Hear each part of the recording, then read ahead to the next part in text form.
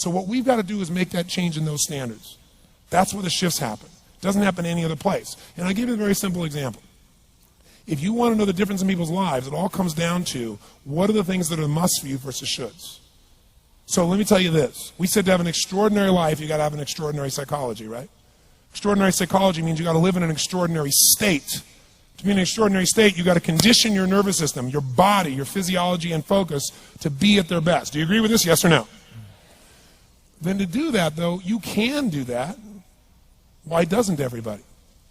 Not because you can't. We all have the ability. It's because of our standards. I remember a time early in my career, I was about 24, and I went to do a seminar in Boston. And in those days, a big seminar for me was like 125 people. It was a 3-day seminar, and we worked around the clock, and people made such extraordinary changes in their life. And at the end of it, I was feeling so fulfilled. I was thinking, my God, I'm 24, maybe 25 at the time, and I am so happy because I have found my mission in life. I'm doing what I love. It's making a difference in people's lives. This is extraordinary. So we finished about midnight on the Sunday night. And around midnight, I'm still wound up, so I don't feel like going to bed. So I decided, okay, let me take a walk here, and I decided to go through Copley Square. If you've been through Copley Square, it's a pretty neat place. Because in Copley Square, you can look up and you can see buildings that were here before we were known as the United States, and beside them you see skyscrapers that are new. It's a pretty cool place. So I'm walking around midnight on Sunday night. There's nobody in Copley Square midnight on Sunday night. And I'm walking along, and I see this guy in the distance, and he's kind of stumbling back and forth between the gutter and the sidewalk. He's got a long trench coat on, his head's down like this. He's holding a brown bag, and I can start to smell him even before I get there, and I'm thinking, this guy is obviously drunk. And as I started to get closer, I thought, I bet he's going to beg me for some money. And sure enough, whatever you focus on in life tends to happen, doesn't it? So sure enough, he gets real close to me, and I thought all of a sudden he wasn't going to do it, and all of a sudden he popped his head up. It was really weird. He went, "Mister!" He had this really bizarre-looking sounding voice. He went, "Mister, could you loan me a quarter?" And I thought, do I want to reward this behavior? And then I thought, I don't want him to suffer. Do you have this dilemma sometimes? Like, I'm not here to judge. So years ago, I finally decided I always just give. Even if the person's pulling a scam, that's for them to deal with. If I have the ability, then I give. And so I thought, well, could I teach him something? So I asked him a question back. I said, is that all you want is a quarter? So he goes, yeah, just one quarter. One quarter changed my whole life. One quarter. I said, really? He said, yeah, one quarter.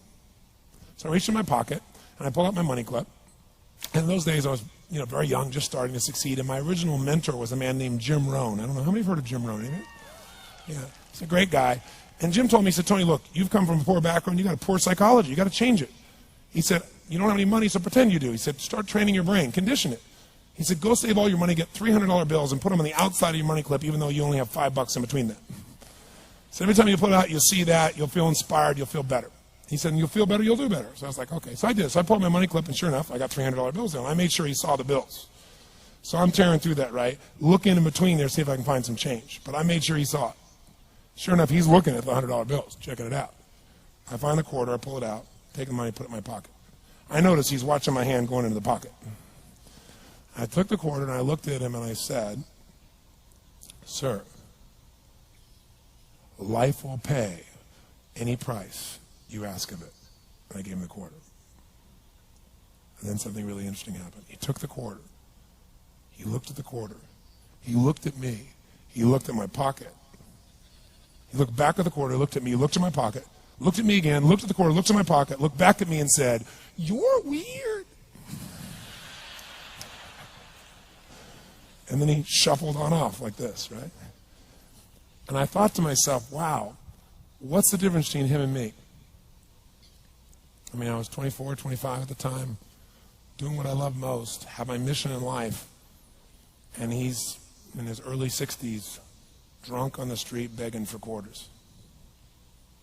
What's the difference?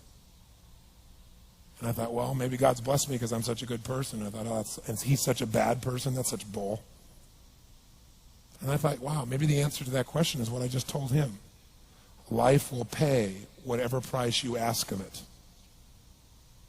But you know what's interesting? You got to ask intelligently. In the Bible it says, ask and you shall what? Yeah, pretty good formula. You ought to look into it. But you know what? It says, ask and you shall receive, but I'm sure it meant ask intelligently. I'm sure that's what God meant. I'm sure he didn't mean bitch and you will receive. Whine and you will receive. I don't think that was the instruction. Now, if you were going to ask intelligently, there might be 5 elements of that. Number one, you'd have to ask specifically, wouldn't you? You wouldn't ask in a general way. People do it all the time. They go, I want more money. Fine, here's $1. Get out of here. Very often, you're getting what you're asking for. You're just not aware of how general you're asking. Clarity is power. The more clear you are about exactly what it is you want, the more your brain knows how to get there. Your brain is a servo mechanism. It's like a bomb. Those bombs, those missiles, they have a servo mechanism. So if the target moves, it knows what the target is, it follows it. Your brain, when you condition it, knows exactly what to go for and it'll find a way to get there. Do you ever buy a certain outfit or a certain car and suddenly see that car outfit everywhere? How many of you have had that experience? Say, aye. How come that car outfit's everywhere? It always was everywhere, but now you notice it. And the reason is because there's a part of your brain called the reticular activating system, the RAS. That part of your brain determines what you notice and what you don't notice. Your brain spends most of its time trying to make sure you don't notice because you'll go crazy if you notice everything. But when you decide what's most important to you, your brain goes after it. Everyone I know who's successful builds what I call an RPM plan. An RPM is built on the metaphor that the way to get from where you are to where do you want to go to the fastest is you got to build power, like in a car, RPMs. And the R stands for they know the result they're after. They know what they want precisely. If you don't know exactly what you want or you let yourself get beyond that into something general, you're not going to achieve it. Clarity is power. You got to know the specific result you're after. What do you want? If you can't answer that question right now in your personal life, in your body, in your relationships, in your finances, in your spirituality, then you're not going to be as fulfilled as you want to be. Today we're going to have you answer one of those questions at least. The second part of it, you got to know P, why you're doing it. Because you know what? You may get a big goal as soon as I want to make $1 billion. I want to bring peace to the earth. Why? Because as soon as you come up with a goal, all the obstacles show up. And unless you've got enough emotional drive to break through that, you're never going to discover what it really takes. So you got to get yourself past that. And the way to get past that is have enough reasons. Reasons come first, answers come second. This man did not know what he wanted. He did not have enough reasons. To ask intelligently, you got to ask specifically. To ask intelligently, you got to know why you want it, have enough drive to make it happen, enough juice to make it happen. If you don't have enough reasons, you will not make it happen. And the M is, what is your massive action plan?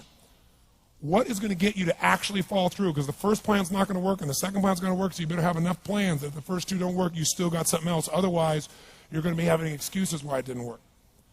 So asking intelligently requires that. So if we're going to be extraordinary in our results, we've got to be in an extraordinary state. We've got to know what we want, and we've got to go use it.